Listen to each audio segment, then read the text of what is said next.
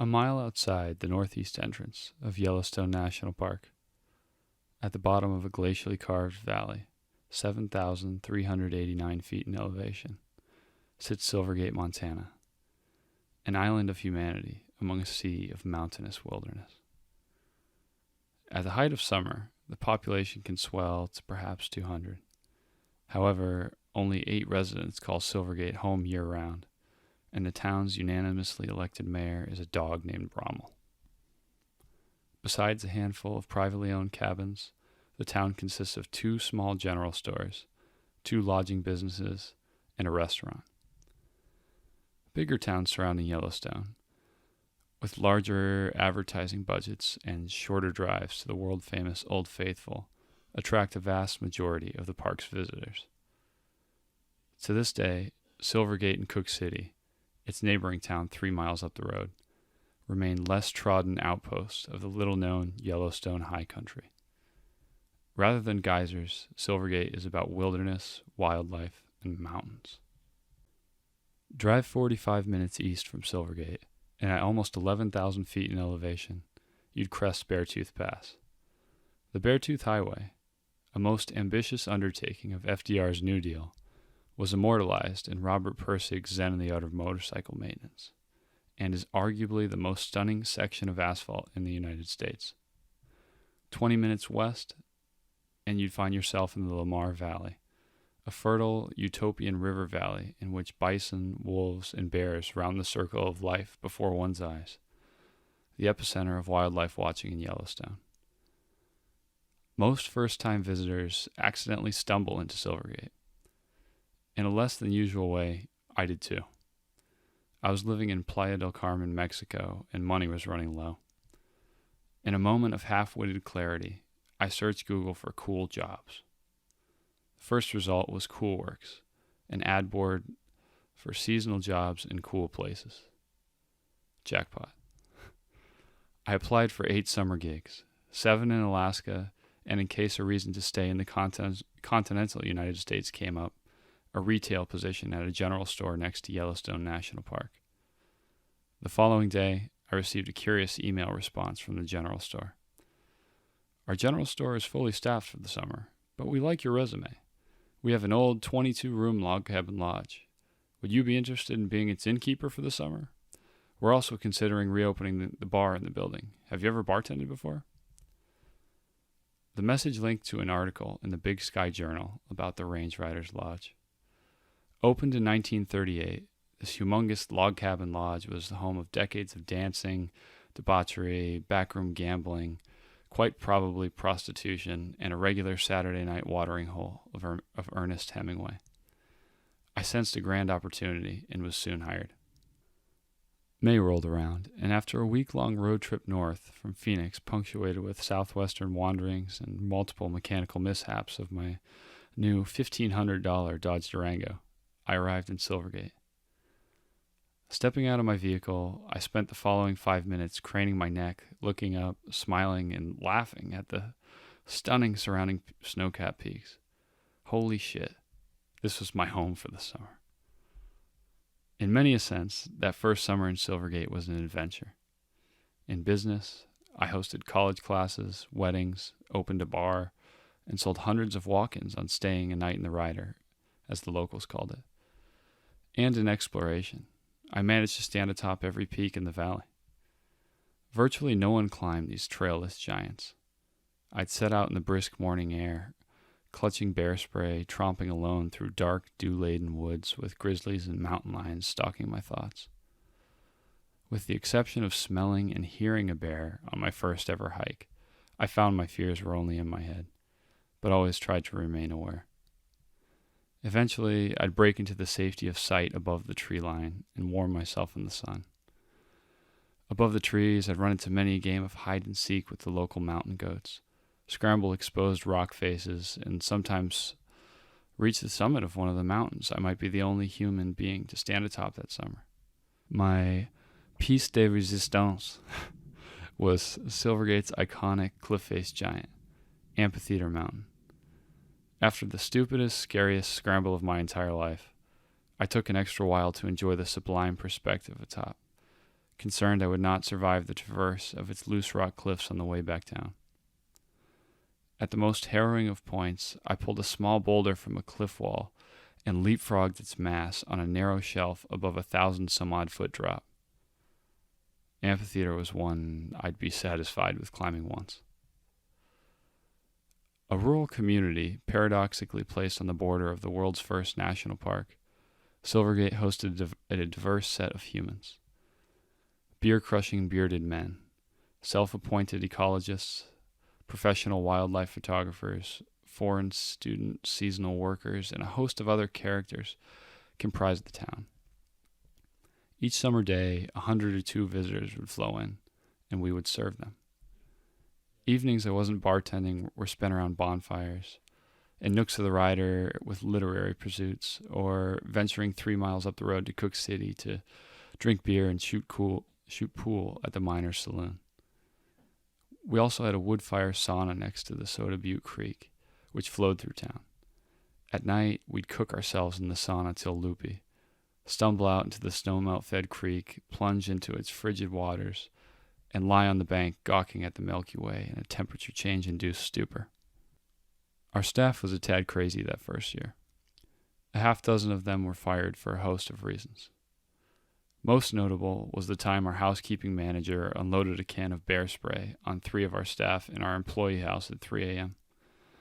Apparently, they wouldn't give her back her car keys.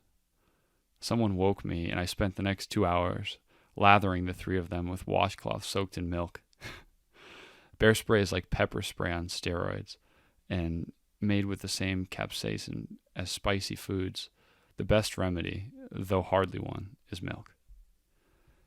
Each day, as fall approached, the sun sunk a little closer to the southern wall of our valley. The temperature dipped, tourism slowed, and Silvergate got quiet. Far from insulated, the Ryder closed in late September, a few weeks before the rest of our cabins and general store. Those slow, bone-chilling weeks were a particular flavor of Silvergate. A stillness hung in the valley. People grew restless. In the evenings, we'd gather in the Ryder, wearing jackets indoors to drink and horse around. I had accidentally spoiled a keg the day I opened the bar by tapping it with an air pump. Foamy, but still beer, the remainder of our staff emptied its contents through increasingly efficient NASCAR pit stop fashion keg stands.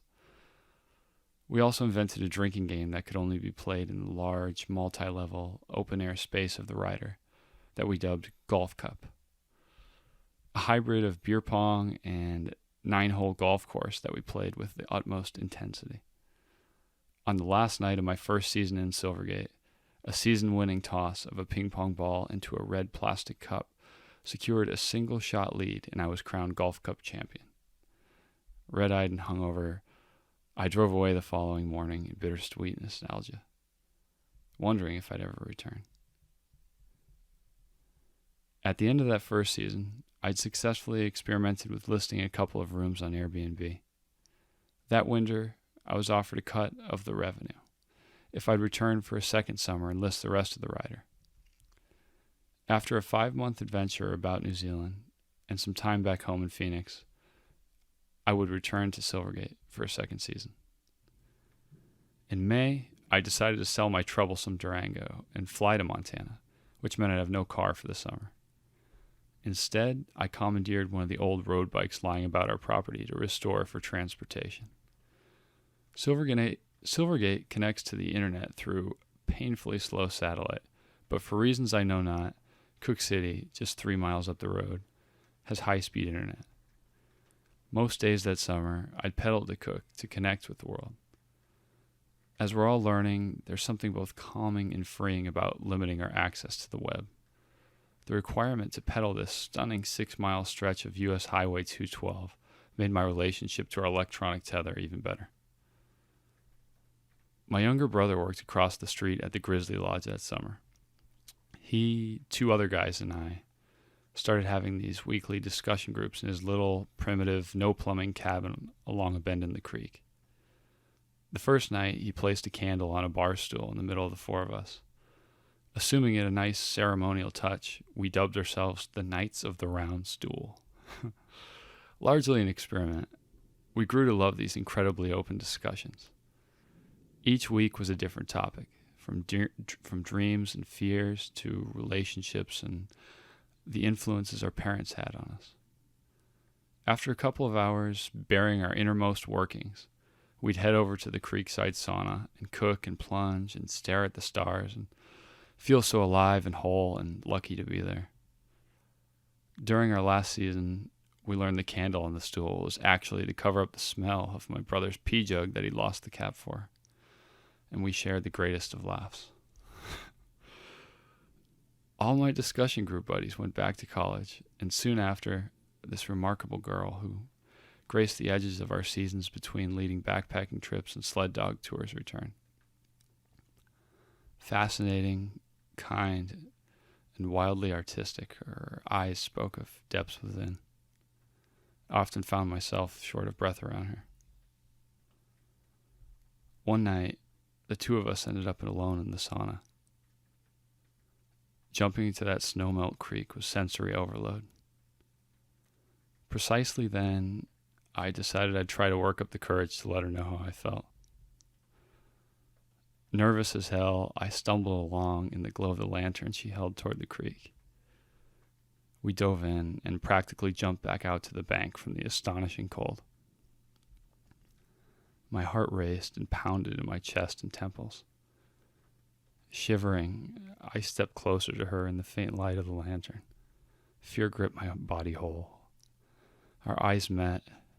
I felt I had just gambled the universe, and the brilliant stars above would either explode into pure white light or come crashing down with the entirety of my existence.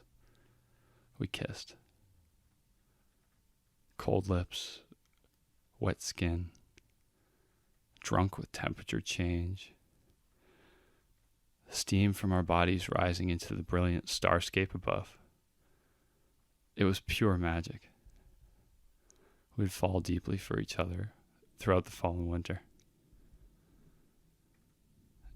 As an aspiring writer, I felt a book welling up within me that second summer and aimed to write as much as I could that off-season. Returning to Phoenix, I bought a 14-year-old Honda Element and converted it to a tiny home on wheels to set out in search of space to write. In January, I headed out across the South while hoping to maintain that relationship across a continent, a clash of my highest values. Like a house of cards, it all came crashing down. Love lost, and no condition to write a book. I returned to Phoenix to lick my wounds among family and friends. When April arrived, I headed for the West Coast and drove its entire length that month. The most spirit-mending act of my life to date. In Washington, I hooked a right back towards Silvergate for my third season running the Rider. Like clockwork, I went through those wondrous motions. I hosted college classes, bartended 5 nights a week, cooked myself in the sauna, tramped about the mountains on my off days as free as could be, pedaled the stretch between Silvergate and Cook City 100 times to connect to the web, read books in the nooks of the Rider, lived the most charmed sort of existence. However, some sense of dissatisfaction was growing within. Perhaps I felt I had finally grown to fit the shoes of my role. Perhaps I wanted more room for the currents of long-term opportunity to flow through my life. I was having fun and making great money for a seasonal worker, but did I want to do this forever? The Rider was rocking, with 3-figure attendance to Friday night park talks and a few hundred 5-star reviews solidifying its spot on Airbnb. The reins no longer needed to be held so tightly. At the end of the summer, an offer for a 4th season arrived and reflected this. Briefly, I felt angered. Cleaved from the bread of the mill I felt I had rebuilt. But such is the nature of seasonal work. It was soon clear that it was time to move on. That October, for the last time, I would cut the power to the Range Riders Lodge. As I had twice before, and imagine a few others might have across the years, I stood in the Rider's spacious center in the silent dark, whispered a welling thank you, and headed south. Should you ever find yourself in the Yellowstone area, I couldn't more highly recommend a place to stay than the Range Riders Lodge. It's my favorite building in the entire world, and Silvergate's probably my happy place. There's a link below this video if you want to take a look at that. Thanks for listening.